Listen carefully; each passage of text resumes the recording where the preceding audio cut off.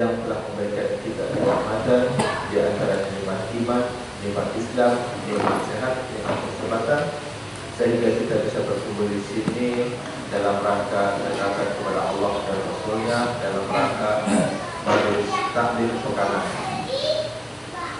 Salawat dan salam semoga tercurah kepada junjungan kita Nabi Muhammad Sallallahu Alaihi Wasallam beserta para keluarganya, para sahabatnya, para tabi'in, para tabi'in, serta orang-orang yang senantiasa istiqomah berada di atas jalannya hingga akhir zaman.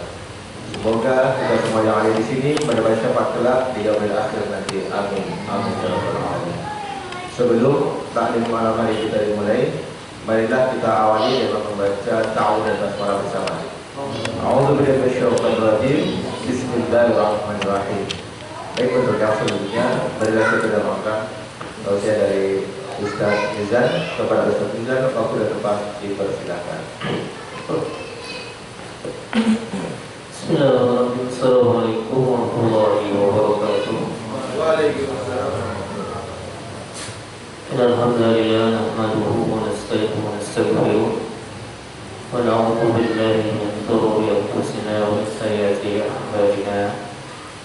Man yahdihillahu fala mudilla lahu wa man yudlil fala hadiya lahu. Asyhadu an la ilaha illallah wa la syarika lahu wa asyhadu anna Muhammadan abduhu wa rasuluhu la nabiyya ba'dahu. Allah ta'ala fil Qur'anil 'azim. A'udzu billahi as-sami'il 'alim minasy syaithanir rajim. Ya ayyuhalladzina amanu taqullaha haqqa tuqatih wa la tamutunna illa wa antum muslimun. Wa qala rasulullah ma jalasa qaumun fi baitin min buyutillah yasluna al-kitab wa yatadarasunahu fima bainahum illa nazalat alaihim sakinah wa ghashiyatuhum rahmah wa khafat sudurul malaika wa zakarallahu fi man indah wa bisari sadri wa yassir amri wa amdatan bi lisani yafqahu qawli. Allahumma inni as'aluka bi anna lakal hamdu la ilaha illa anta wahdaka la syarika laka al-mannan badi'us samawati wal ardi ya dzal jalali wal ikram ya hayyu ya qayyum. Allahumma la sahla illa ma ja'ahu sahla wa anta lasna illa sita sahla. Alhamdulillah, bersyukur pada Allah pada kesempatan di malam yang berbahagia ini. Allah biasa memberikan nikmatnya kepada kita semua, dan berjuta nikmat yang terus kita rasakan. Bagaimana jika kita menghitungnya, maka kita tidak sanggup. Bagaimana Allah berfirman, wa in ta'udzu nikmatallahi la tuhsuha. Dan jika kalian menghitung nikmat itu, kata Allah, kamu tidak akan sanggup menghitungnya. Itu artinya ibadah dan ketaatan kita, jika kita bayar untuk membayar nikmat yang Allah berikan saja tidak terbayar, maka orang masuk surga bukan karena amalnya tetapi karena ridhonya. Kalau terus beramal agar Allah senang kepada kita, dan Allah akan berikan kebaikan surga yang kekal selama-lamanya. Dan semoga kita semua masuk di dalamnya. Amin ya rabbal alamin. Sallallahu alaihi wasallam kepada Rasulullah Muhammad sallallahu alaihi wasallam. Bukan juga untuk keluarganya, insyaallah umatnya istiqomah ila yaumil qiyamah. Pada kesempatan di sore hari ini kita akan insyaallah kajiannya terus tematik, ambil dari salah seorang ulama Imam Az-Zahabi di dalam kitabnya Al-Kabair. Di Al-Kabair itu dosa-dosa besar yang akan kita bahas. Mudah-mudahan dosa-dosa besar yang kita bahas ini akan menjadi wawasan yang harapannya membuat kita menjauhinya. Kenapa? Karena kata salah seorang ulama, Imam Hasan Al-Basri, ulama tabi'in, beliau mengatakan la khaufa ila mu'min wa la amanata ila munafiq. Tidak ada orang yang takut sama dosa kecuali mukmin. La amanata ila munafiq. Dan tidak ada orang yang nyaman dengan dosa kecuali munafik. Kita tahu orang munafik itu di mana tempatnya. Innal munafiqina fi dzalika Aswadi minan, tempatnya di keratnya neraka. Kalau kita bagi tiga itu, paling bawah itu nerakanya yang Allah berikan itu orang munafik, tengahnya orang kafir, atasnya orang muslim yang punya dosa. Dihisab sampai bersih baru masuk surga. Selama ada keimanan, ya, selama kita bertobat, Allah akan ampuni. Nah, dosa yang kita bahas hari ini adalah dosa yang urgent kita bahas, karena ini bisa dikatakan adalah senternya segala amal soleh. Kalau badan kan ala inaful jasadi mudghah, idza saluhat saluhal jasadu kullu. Jadi kalau badan itu ada senternya hati. Kalau hati ini baik, seluruh anggota badan baik. Nah, di ibadah pun ada hatinya ibadah. Yaitu apa? Sholat. Jadi kalau dalam satu hadis riwayat Imam Ahmad, Rasulullah begini, innama awwalu man yuhassabu bil abdi yawmal qiyamah min amalihi as-shalah. Sesungguhnya yang pertama nanti di hari kiamat yang dihisab dari amal kita itu sholat. Wa inna sholahat, siapa yang sholatnya baik, maka apa? Faqad aflah, dia akan beruntung, wanajah dan sukses. Wa in fasada, siapa yang sholatnya jelek, maka faqad khasiran, dia akan rugi. Dan di riwayat lain, amal yang pertama dicek itu sholat. Kalau sholatnya bagus, amal yang lain baru dicek. Kalau sholatnya jelek, amal yang lain tidak dicek.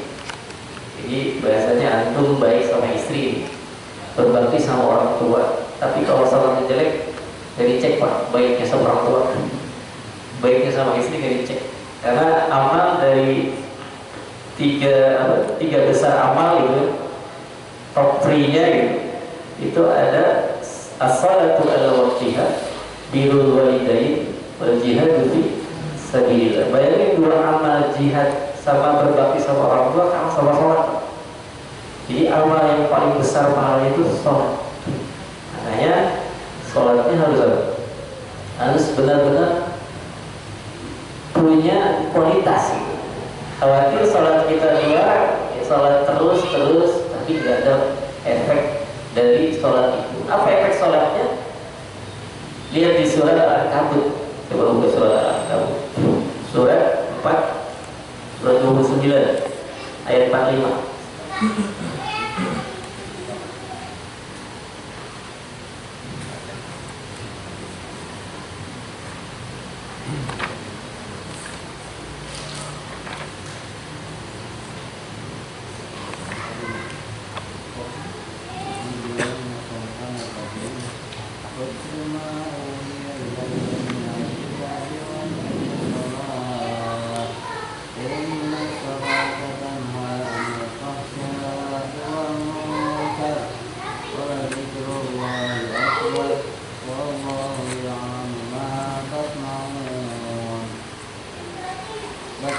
Al-Quran yang telah diwahyukan kepada Muhammad, dan laksanakanlah sholat.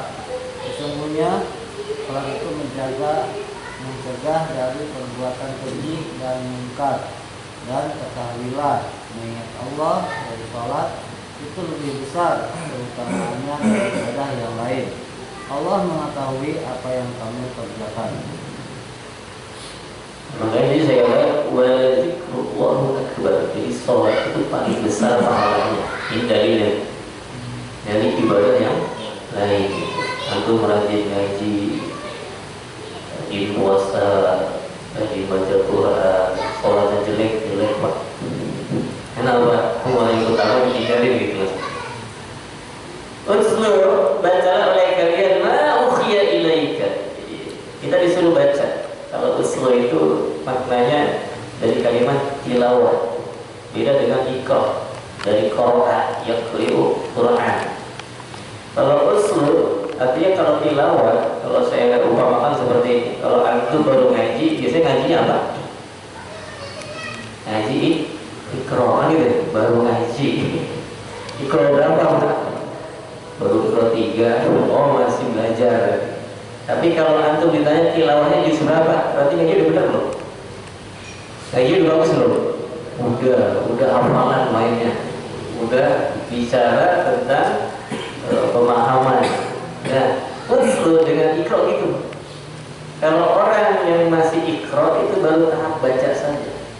Tapi kalau sudah perintahnya fi'il amarnya usul, baca dengan pemahaman sehingga mendatangkan pengamalan dan keikhlasan. Itu perintah Allah di dalam surat Al-Ankabut. Ketika di dalam Al-Quran itu ada 30 juz, 114 surat ya, dengan ribuan ayat. Setiap ayat ada kalimatnya, ada katanya. Nah, setiap kata ada hurufnya. Dan dari huruf itu harus benar keluar makhrajnya. Maka bacalah dengan bacaan yang benar. Nah, baca dengan bacaan yang benar ini gimana maksudnya?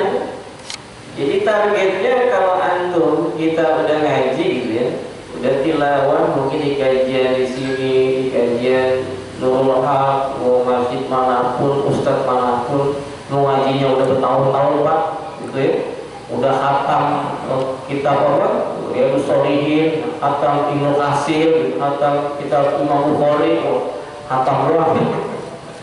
Tapi kalau kualitas sholatnya jelek. Kenapa? Karena yang Allah perintahkan setelah kita baca Al-Quran dengan tilawah yang diulang-ulang, maka perintah selanjutnya apa yang harus diperbaiki? Bukan zakat, bukan puasa, bukan berbakti sama orang tua, bukan jihad, tapi apa? Wa aqimi sholat. Laksanakanlah sholat, tegakkanlah sholat. Kenapa sholat yang paling utama, Pak? Iya, pakai kalimat tauhid. Inna sholata tanha. Sesungguhnya sholat itu akan mencegah 'anil fahsya'i wal munkar. Karena sholat yang benar akan mencegah seseorang dari perbuatan keji dan munkar. Al-fahsya itu maknanya apa? Maksiat hati. Hasad, dengki, riya, benci, ujub, dendam, apalagi sedih, takut, suudzon. Nah, itu pintu-pintu orang sholatnya yang benar pasti masih ada di situ. Masih ada penyakit hati. Nah, kalau al-munkar itu maksiat badan. Apa maksiat badan? Zina, bohong, ghibah, apalagi tajassus, jadi kesalahan orang, apalagi korupsi, apalagi mencuri, apalagi adu domba. Oh, banyak, 70 dosa banget. Nah, ini efek dari sholatnya yang benar. Makanya target sholat kita itu bukan cuma sholat tepat waktu. Target sholat kita bukan cuma udah sholat sunnah, sudah qiyamul lail. Sudahkah sholat kita, kata Allah, mencegah kita dari perbuatan keji dan munkar. Jadi keji dan munkar itu target dari pengerjaan sholat. Jadi bukan sekedar sholat. Dalam hadis Bukhari ada sahabat Pak, lagi sholat sunnah nih. Nabi datang masuk, kemudian Nabi pun duduk di sebelah sahabat itu. Setelah salam, sahabat itu ucapin salam kepada Nabi. Nabi ucapkan apa? Waalaikumsalam. Apa Nabi bilang? Antum belum sholat. Ya, barusan sholat ya Rasulullah. Ulangi, sholat lagi. 2 rakaat sampai kelar. Salam kedua, antum belum sholat. Belum. Salam lagi ya Rasulullah. Sampai 3 kali. Kata Nabi apa? Ketiga-tiga itu, ya Rasulullah, gimana sholat yang benar? Jadi bagaimana sholat yang benar? Diajarin tuntutannya. Pertama wudhunya, kedua pada kiblat, satu lagi tumaninahnya, rukuknya benar rukuk yang sebenar-benarnya, sujudnya benar sujud sebenar-benarnya, bacaannya benar khusyuk, sampai apa? Salam, sampai iktidal, semuanya sampai kepada titik itu seorang baru benar dikatakan sholat. Ini hikmah. Ternyata sekali bersahabat aja sholatnya belum benar. Padahal udah lihat Nabi langsung itu, logikanya dia udah lihat Nabi sholat, tapi pas dia sholat kok disalahin gitu. jangan-jangan kita juga khawatir gitu ya. Kenapa? Ya efeknya mohon maaf, kita masih melakukan maksiat di luar sholat, masih melakukan kezaliman di luar sholat. Mungkin kezaliman sholat tidak zina kalau orang udah ngaji begitu ya, mungkin masih hasad, masih sombong, masih ria, masih ngeluh, masih khawatir nanti gimana. Maka ini ada asbab, bisa jadi sholat kita belum sepenuhnya benar dalam amalannya. Jadi sholat yang benar mencegah seseorang dari perbuatan maksiat hati dan maksiat badan. Wala zikrullahu akbar, dan ketahuilah sholat itu itu lebih besar pahalanya, keutamaannya dari ibadah yang lain. Jadi lebih besar ibadah, yang paling besar pahalanya yaitu sholat. Makanya sholat ini harus kita perbaiki.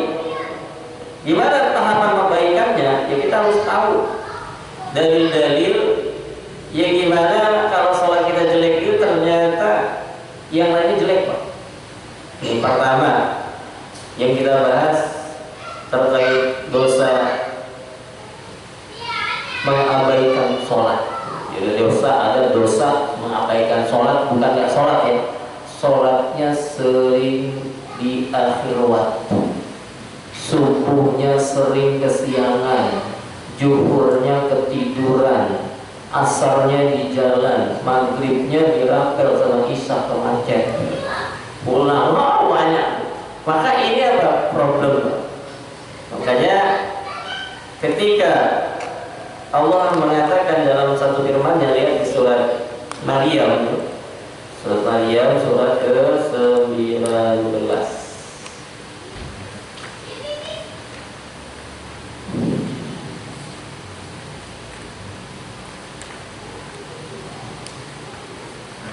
Ayat 59 dan 60.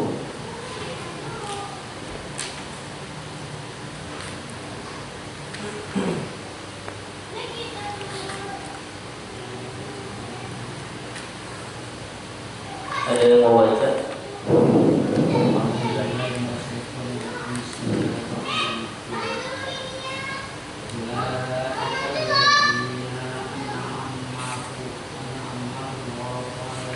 Ayat berapa itu, Pak?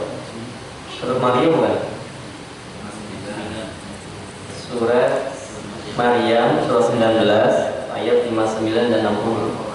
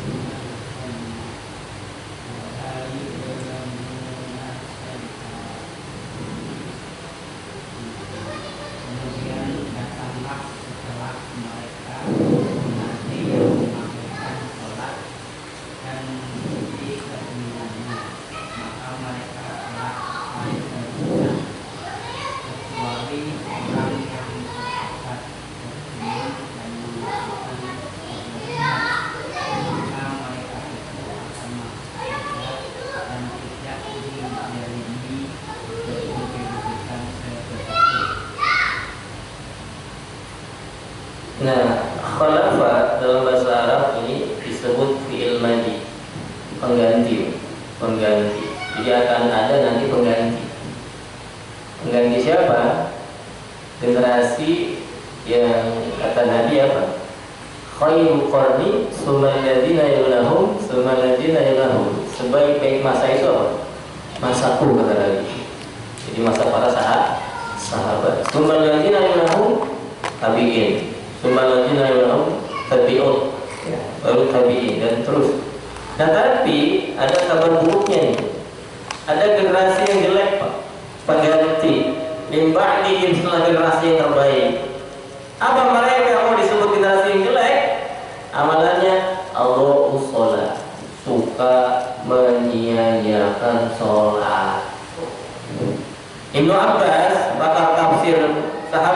yang dapat doa dari Nabi, Allahumma faqihu fiddin wa 'allimna at-ta'wil. Jadi Ibnu Abbas itu pernah didoain Nabi untuk jadi ulama tafsir. Jadi beneran.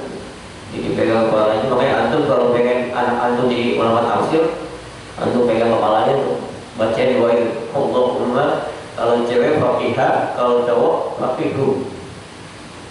Beri pemahaman ta'wil di dalam ayat Al-Qur'an. Dan beliau Ibnu Abbas, anaknya pamannya Abbas, namanya Abdullah. Jadi namanya Abdullah bin Abbas. Jadi kalau orang Arab itu kalau anak soleh yang dinaikin bapaknya Ibnu Abbas. Nama aslinya udah diangkat. Makanya antum kalau punya anak soleh pasti itu anaknya siapa kan gitu. Arab itu begitu memuliakan bapaknya. Makanya nggak boleh ngambil nasab yang bukan bapaknya. Nah ketika Ibnu Abbas menafsirkan ayat ini, kalimat adau sholat ini ialah mereka bukan yang nggak sholat, cuman suka entar. Subuh kesiangan, zuhur jam 2, asar jam 5, maghrib udah mau isya ketiduran. Lah ini nih orang-orang yang sholatnya jelek kok. Bahkan diancam apa? Kalau ini orang nggak tobat, fasawfa yalqawna ghayya, itulah orang sesat. Orang sholat kalau abai sholatnya disebut sesat kok. Jadi jangan sampai kita nyesatin orang kita sholatnya masih mundur-mundur. Lu sesat sendiri. Jadi nunjuk diri kita nih. Kalau sering sholatnya mundur, ya, waktu Allah panggil kagak datang. Antum punya bos di kantor nih, manggil antum, Pak Jenderal, Fazen, kata Fazen, maaf Pak, lagi sibuk ntar ya sejam lagi. Kira-kira gimana antum punya bos kayak gitu? Sekali, oke, 2 kali pecat. Dipanggil nggak datang. Itu kalau urusan kerjaan, ini urusan ibadah. Allah manggil kita berapa kali? Sehari 5 kali. Itu paling lama sholat kita berapa menit? 5 menit. Sekarang kita hitung nih, 5 menit dikali 5 berapa menit? 25 menit. 25 menit. Kita dikasih waktu sehari berapa menit Pak? Enggak pakai jam, menit, biar detail. Berapa? Banyak. 1440 menit. Kalau antum 60 kali 24. Sekarang 1440 menit kita kurangi 25 menit. Masih berapa? 1415 menit. Wajar gak Allah marah? Wajar gak? Gua kasih 1440 menit, gua panggil cuma 20 menit, lu masih lalai juga bahasa Betawi begitu. Gua terbuat bocah kan itu, jengkel banget. Ini lebih sederhana. Padahal sholat juga yang 5 waktu ini Pak udah Allah kasih keringanan. Padahal dulu waktu pengajuannya berapa? 50 waktu. Makanya wajar Allah mengatakan orang yang dipanggil sholat nggak datang, atau tadi mungkin sibuk dengan dunianya, sibuk dengan bisnisnya, sibuk dengan rapatnya, sibuk dengan urusan dagangannya, maka itu disebut orang orang sesat. Jadi banyak orang sesat ini. Banyak. Bahkan ada yang nggak sholat. Survei membuktikan wanita yang berhijab 60% nggak sholat.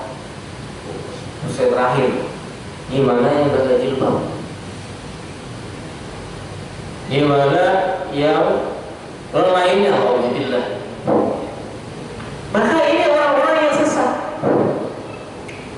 Sesatnya kenapa? Ya tadi mendahulukan urusan yang bukan menjadi kewajiban bagi dirinya. Karena kita kan ditugaskan di dunia mau ngapain emang?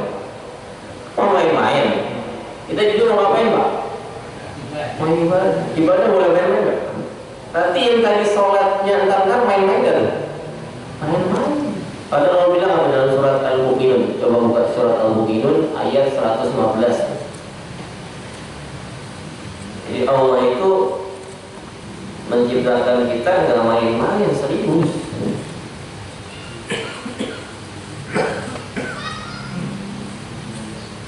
Ayat berapa Pak?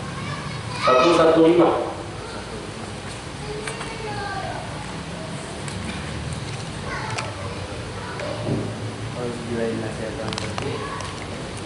Apa hasibtum annama khalaqnakum abatau wa annakum ilaina la turja'un. Maka apakah kamu mengira bahwa kami menciptakan kamu main-main atau tanpa ada maksud, dan bahwa kamu tidak akan dikembalikan kepada kami? Coba. Apa hasibtum annama sesungguhnya khalaqnakum kami menciptakan kalian abasa dalam keadaan main-main. Jadi enggak, maksudnya Allah nyindir. Emang aneh nyiptain ini buat main-main. Serius. Nanti main-main gimana Pak? Di surga. Silakan lah mau main sepuasnya antum. Dan fase hidup tuh ada 3 fase ya. Fase main-main pertama tuh TK kan ya. Itu boleh antum main-main tuh, belum dihisap.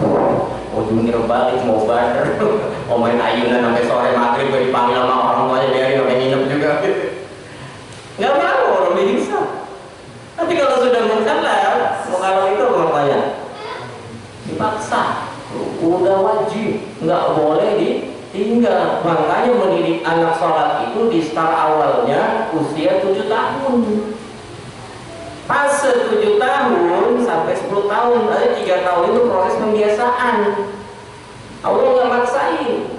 Antum usaha jangan maksain anak yang belum balik. Coba fasenya dididik, diarahin dengan cara yang baik. Jangan sampai anak baru 7 tahun dipaksa sholat, nggak sholat dipukul atau diomelin, diancam sholat nggak. Nah itu salah juga bapaknya. Bisa jadi anak itu sholat tapi udah gede ninggalin sholat Pak. Karena dia belum datang dari hatinya, karena keterpaksaan. Nah orang yang diciptakan oleh Allah, urusan sholat ini bukan urusan main-main, urusan serius. Bahkan wahyu dari 114 surat, di situ ada 30 juz, ada 6.660 ayat. Kemudian ada satu wahyu yang tidak melalui perantara malaikat Jibril, yaitu sholat khususon spesial melalui proses apa? Isra wal Mi'raj. Maka siapa yang bermain dengan sholat tersebut, sering mengundur-undurkan waktunya, maka dia fasawfa yuqawna ghayya. Itulah orang-orang yang sesat. Kecuali ini Pak, ayat 60-nya Pak, di surat Maryam tadi, illa man taba, kecuali orang yang taubat. Kalau taubat berarti kembali Pak, kembali ke setelan pabriknya tuh, setelan pabrik. Setelan sesuai dengan maunya Allah. Gimana maunya Allah? As-salatu ala waqtiha. Maka Allah akan perbaiki urusan-urusan yang lainnya. Ada kisah di masa tabi'in Pak, Imam Az-Zahabi menukil kisah tersebut di dalam kitab Al-Kabair. Jadi ada seorang ikhwan, dia sholat, kemudian ketinggalan, misalkan tinggalnya di tip gitu ya, ke Masjid Nurul Haq udah salam, lari kali ke Musola Al-Hidayah masih dapat salam gitu ya, kan dapat salam kan masuk rokaat ya, ikut berjamaah nggak dapat juga, pindah masjid sana nggak dapat juga, sampai beberapa masjid dia kejar nggak dapat sholat berjamaah. Akhirnya dia pulang Pak, sedih. Jadi orang yang benar imannya ketinggalan sholat berjamaah segini. Tapi kalau yang ada masalah di hatinya, biasa, bisa sholat di rumah kok, asik, masih ada waktunya.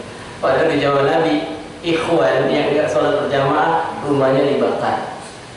Kalau sekarang gimana? Kebakaran massal ya.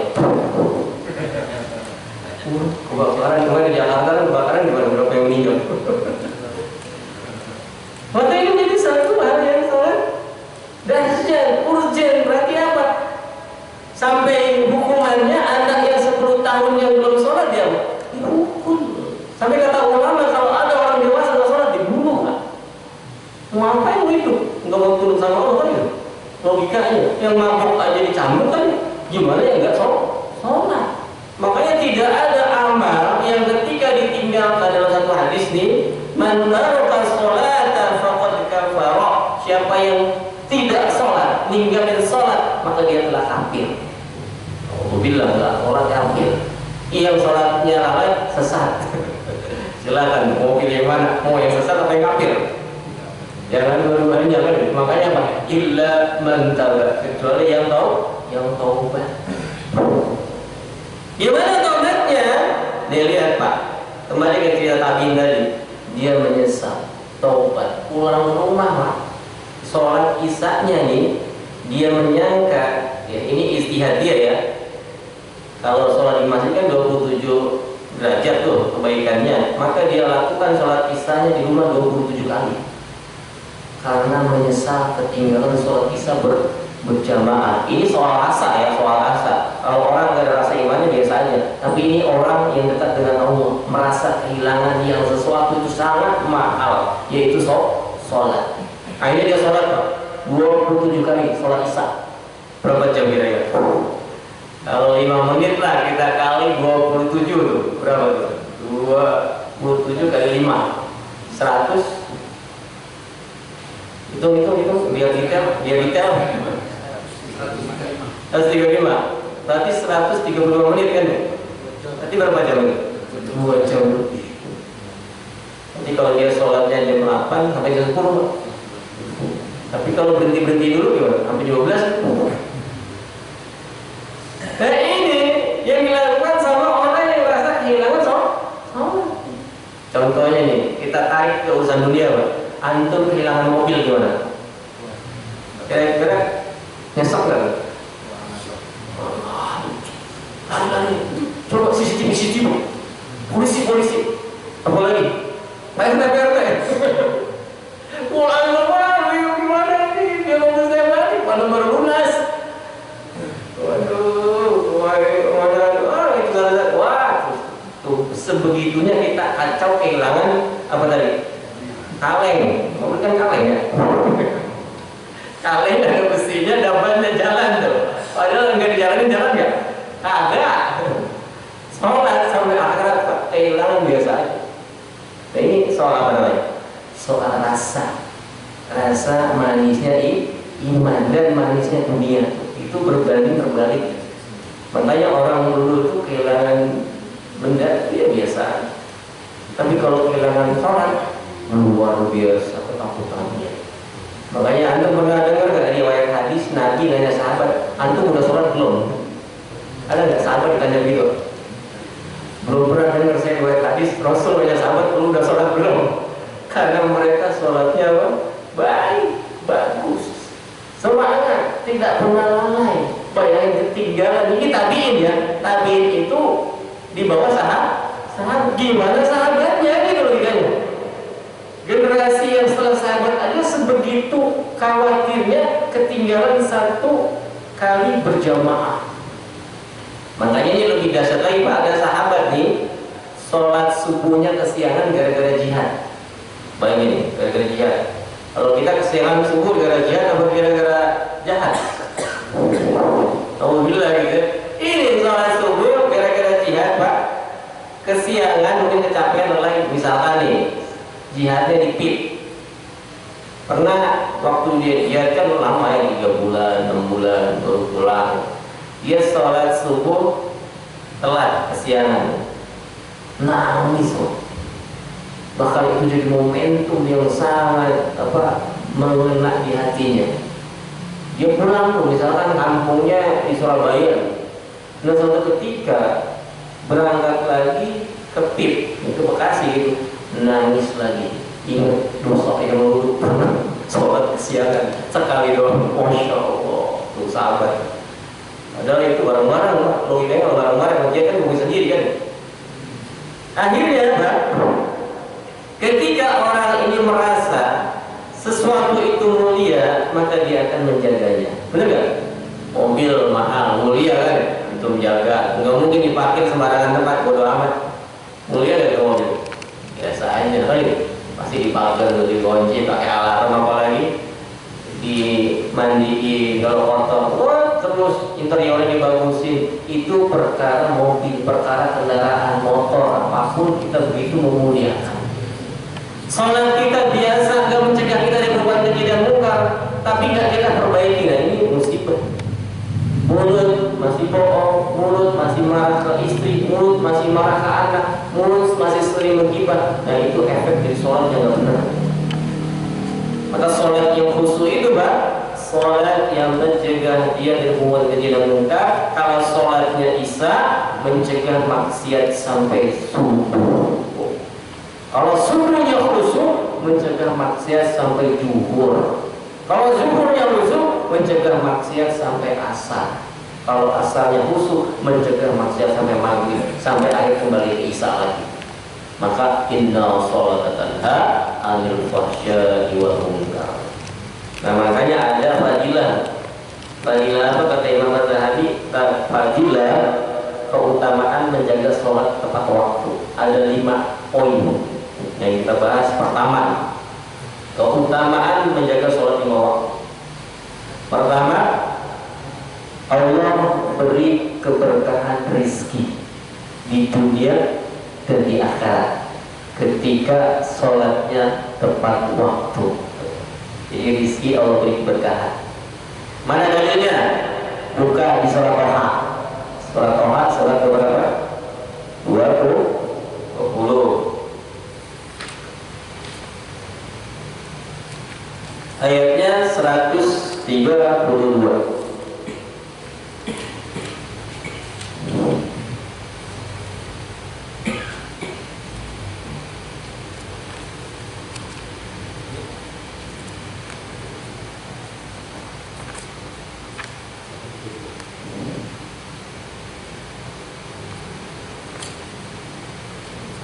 Ada yang mau baca silakan. 132.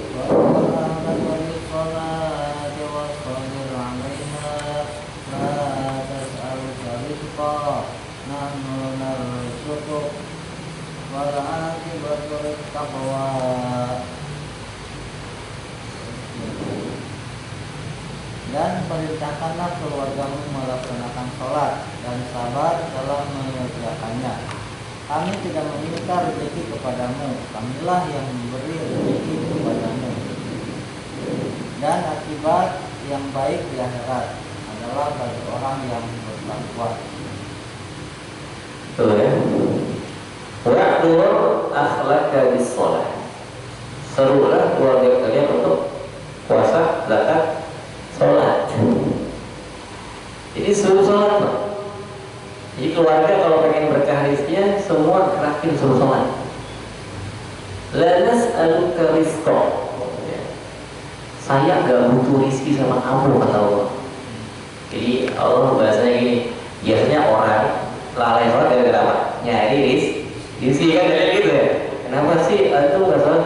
Saya kan udah nyari rizki buat anak istri saya. Ini kan wajib. Ini kan perintah Allah. Nggak sholat, zalim. Nggak sholat seperti itu. Lalai udah tadi sesat. Jadi jualannya sesat. Jadi jualan satu, jualan yang bikin sholat lalai. Keluarga sesat atau keluarga sesat? Keluarga yang sholatnya lalai. Keluarga sesat. Kenapa? Karena Allah yang bilang ketika sholat ditinggalkan bahkan diabaikan. La nas'aluka rizqa. Makanya dalam sholat ini ada kalimat apa selain tadi wa'mur ahlaka bis-shalah? Wastabir 'alaiha, sabar dalam melaksanakannya. Sabar dalam melaksanakannya apa? Sabar dalam menyeru keluarga.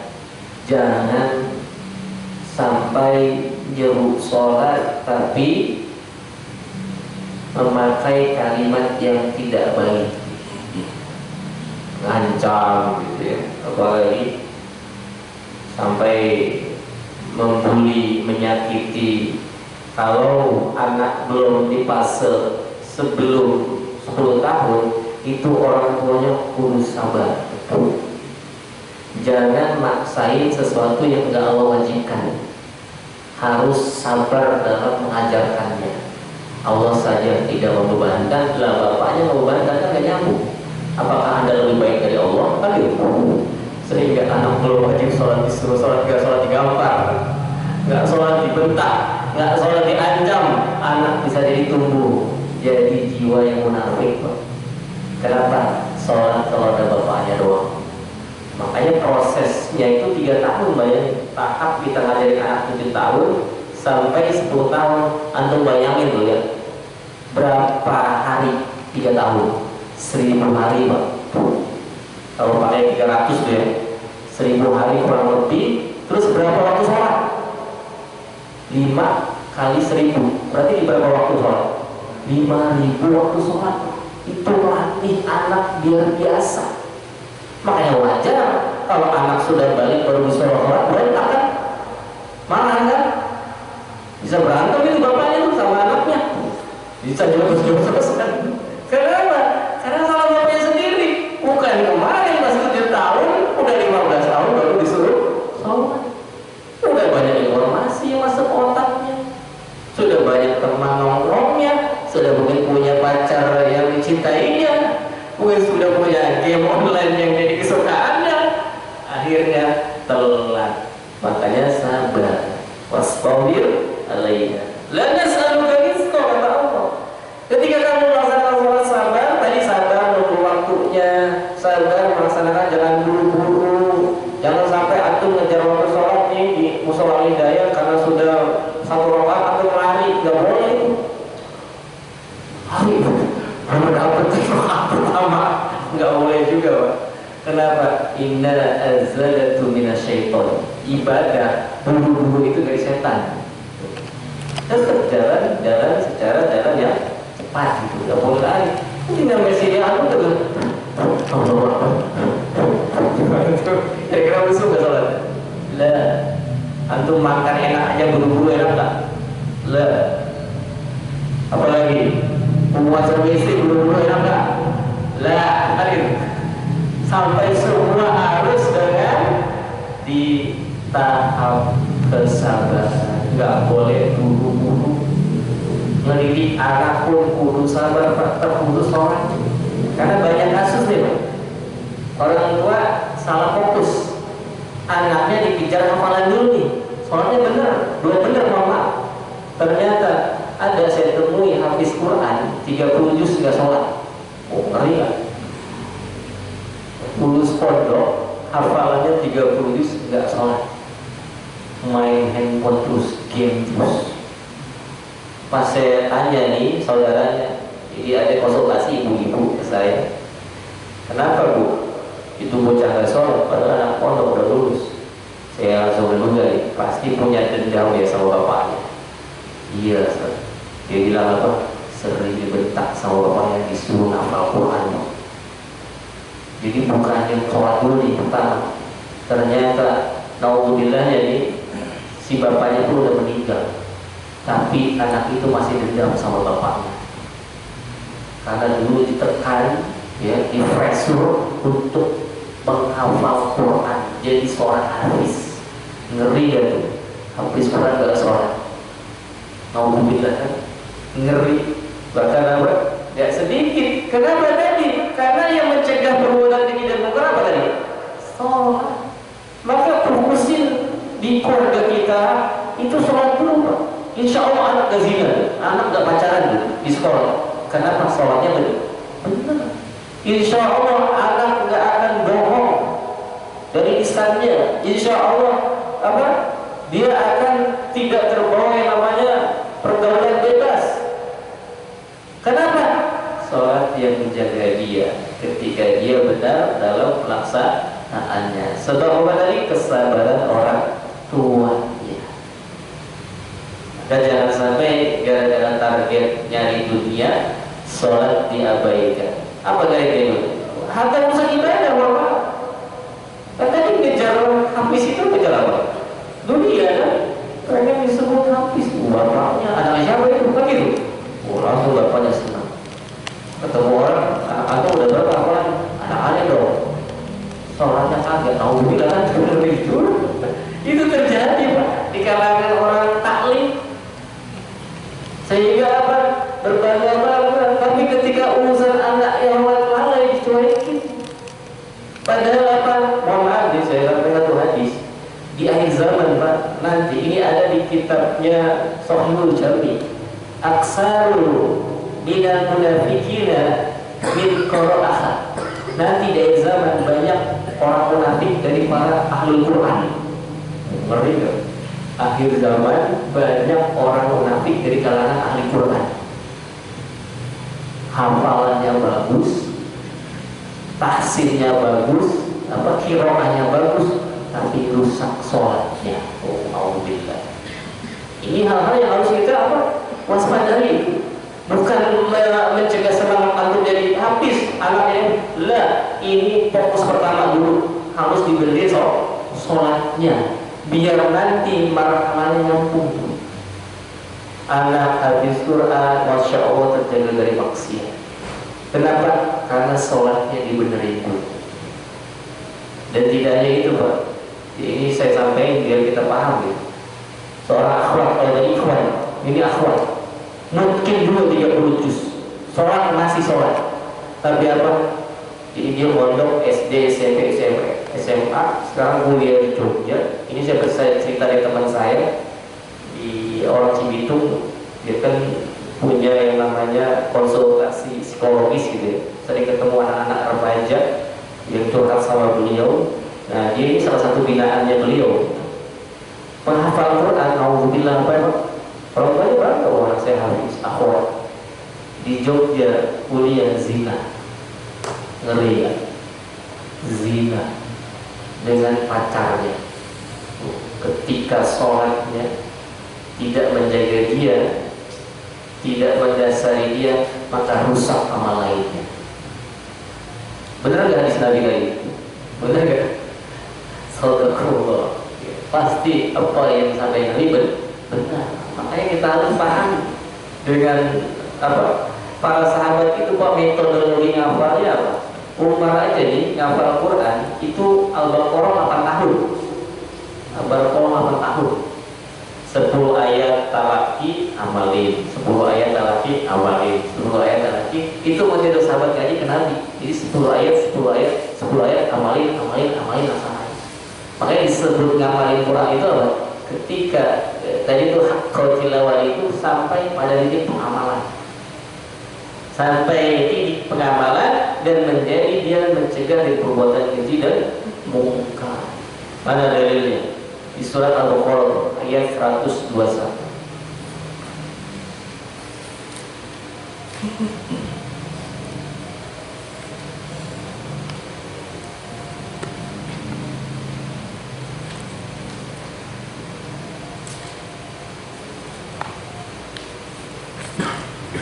Alladzina atainahumul kitab yatlunahu haqqa tilawati ulaika yu'minuna bihi wa may yakfur bihi fa ulaika humul khasirun.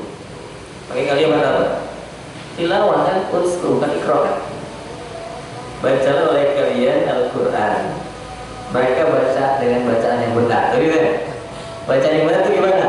Tadi itu baca, paham, ngamalin, praktek. Baru disebut apa Pak? Ulaika yu'minuna bihi, itulah orang beriman sebenarnya. Tapi ada yang baca, mohon maaf nih, dia mengkuburi bacaannya. Wa may yakfur bihi, ya kuburi itu bacaan, ditutupi itu bacaannya. Hafal Quran tapi zina, hafal Quran tapi apa? Alhamdulillah korupsi. Hafal Quran tapi ini itu menutupi bacaannya. Maka kata Allah pada ujung ayatnya, ulaika humul khasirun, itulah orang yang rugi. Ini rugi. Kenapa? Tidak sampai mengamal. Baik, ini mungkin satu poin kita bahas dulu tadi. Jadi orang yang sholatnya baik, rezekinya insya Allah baik. Jadi kalau antum pengen duit keberkahan rezeki, perbaiki sholat dulu Pak. Keberkahan keluarga, keberkahan usaha, keberkahan belajar, semua senternya di sholat. Yang benar dari Allah, yang salah dari saya pribadi, mohon maaf atas kekurangan dan kehilafan. Dan saya akhiri ada nomor lain. Assalamualaikum warahmatullahi wabarakatuh. Waalaikumsalam warahmatullahi wabarakatuh. Terima kasih kepada Ustaz Rizal yang telah memberikan materi pada malam hari ini. Semoga bisa menjadi pelajaran buat kita semua. Baik, marilah kita tutup dengan membaca hamdalah dan doa untuk majelis bersama. Alhamdulillahirabbil alamin. Subhanakallahumma wa bihamdika asyhadu an la ilaha illa anta astaghfiruka wa atubu ilaik. Kurang lebihnya mohon maaf. Assalamualaikum warahmatullahi wabarakatuh.